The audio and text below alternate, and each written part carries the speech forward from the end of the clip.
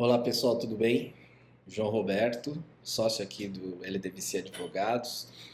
Mais uma vez aí vamos bater um papo sobre temas jurídicos de interesse, né? E hoje eu vou trazer para vocês aqui um pouco sobre a questão do contrato de compra e venda imobiliário, né? Eu acho que essa é a questão que afeta todo mundo, né? Empresários, pessoas físicas, de pessoas de qualquer natureza. Então, eu quero que vocês me acompanhem nesse vídeo, se vocês têm interesse em saber um pouquinho mais sobre a importância do contrato de compra e venda, né, que já te adianto, na verdade, o termo técnico é compromisso de compra e venda, para a gente falar um pouquinho dessa negócio jurídico.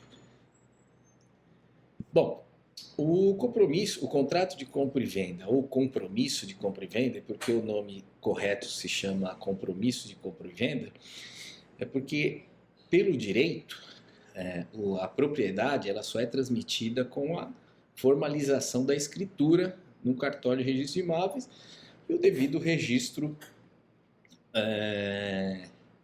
na matrícula imobiliária. Com o registro na matrícula imobiliária é que aí você tem a propriedade total do bem, né? Com o compromisso você pode até ter a posse, né, e a propriedade, só que aí será uma propriedade que a gente chama de nua propriedade, né? Que é uma propriedade que ainda precisa se confirmar, uma propriedade que precisa ser levado a registro imobiliário. Então, por isso que o termo é nua propriedade. Você tem a propriedade não vestida, né? Porque nua, não vestida da condição jurídica do registro imobiliário devido à matrícula do imóvel. O único compromisso de compra e venda que tem fins de registro imobiliário é o realizado pelos bancos, né? O único documento particular que tem fins para registro imobiliário é o de alienação fiduciária que você faz com o banco. O que você faz com o banco, você não precisa de uma escritura pública. Esse documento, per si, já tem a condição de ser levado ao registro imobiliário na matrícula do imóvel. O contrato de particular, esse compromisso, ele não pode ser levado ao registro de imóveis. Ele tem que passar, tem que ser feita uma escritura pública, que essa escritura pública, daí ela pode ser levada a registro imobiliário, né?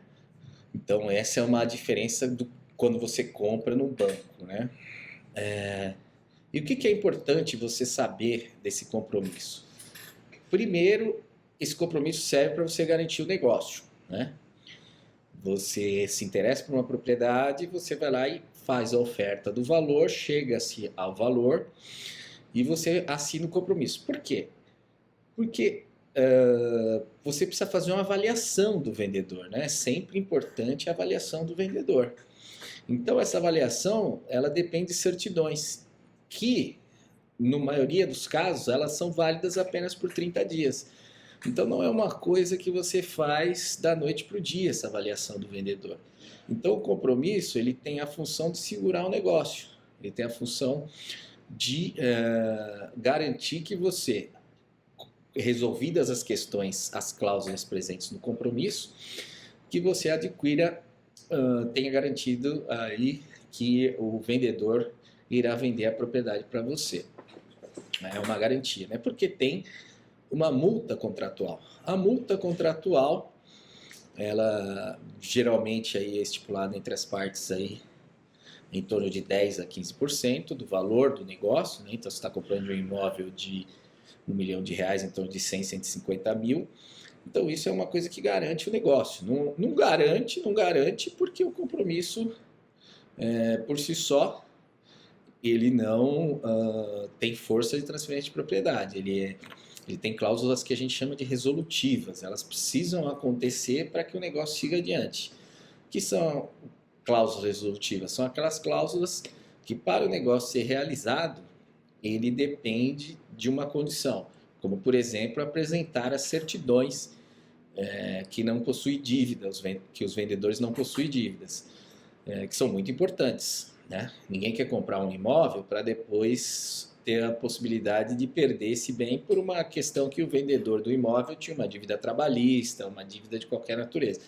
Então essas certidões, elas se assinam um compromisso, dá um prazo para que o vendedor apresente essas certidões, e essas certidões são avaliadas. Normalmente você precisa de um advogado para fazer essa avaliação do vendedor, se tem algum risco no negócio.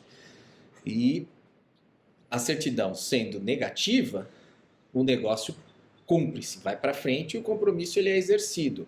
Ou seja, você vai a um cartório e faz a escritura.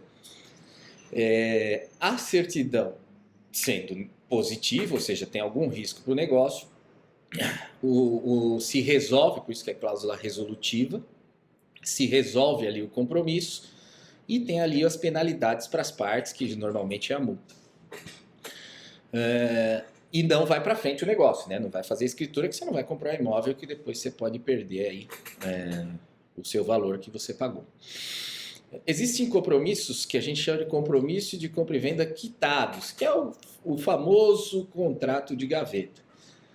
Esses compromissos, eles normalmente são realizados quando há alguma impossibilidade de você fazer o registro imobiliário. Pode ser que o vendedor tenha só a posse também. Esse vendedor ele também não tem a matrícula, não tem o que muita gente chama de escritura, né? Mas na verdade é a matrícula. Não tem a matrícula no seu nome, então ele transfere para você, simplesmente anula a propriedade. Então por isso que chama compromisso de compra e venda quitado. Obviamente que esse compromisso de compra e venda quitado, ele tem um prazo ali para você avaliar o vendedor também, né? Para ver se ele tem algum problema. Esses documentos são muito feitos em propriedades rurais, né? Que ainda não tem o loteamento definido, enfim. Então você faz o compromisso de compra e venda quitado. Lá na frente, você, quando for possível, aí tem que analisar caso a caso, você tem que levar isso ao registro imobiliário. Ou você vai entrar com uma ação de adjudicação compulsória, um uso capião, enfim. Aí tudo vai depender da situação futura e incerta. Se você tiver as partes presentes, pode ir simplesmente no cartório, fazer a escritura e resolver a questão, né? Mas se não, você tem que partir para esses outros dois caminhos, que é o que eu estou falando aí. Uso capião e adjudicação compulsória. No caso em que a venda é permitida, não há impedimento de transferência de propriedade, aí de uma propriedade que eu falo real, completa, você vai lá, o compromisso tem as cláusulas, que as principais, é o que eu estou falando para você, é a da documentação do imóvel, dos vendedores, etc. Você faz análise e marca ali a data para a escritura. Aí quando você vai fazer a escritura, você dá o ok, né? Que os documentos, não há risco no negócio, e as pessoas se dirigem ao cartório.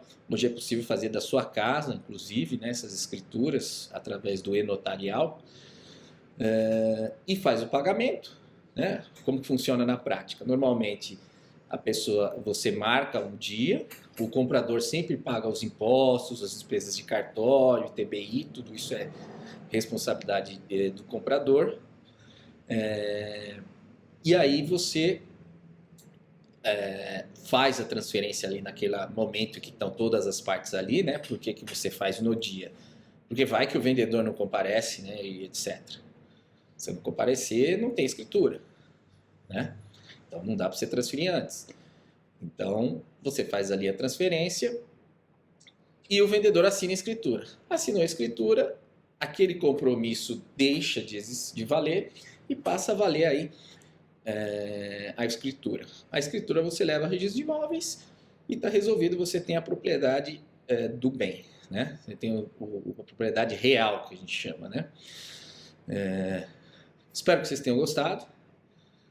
Por favor, aí assinem nossas redes, sigam a gente no canal, nos nossos canais, nossas redes sociais, visitem o nosso site. Qualquer dúvida, entre em contato, vai aparecer os nossos contatos aí nesse vídeo, tá certo? E nos acompanhe nos próximos vídeos. Um abraço.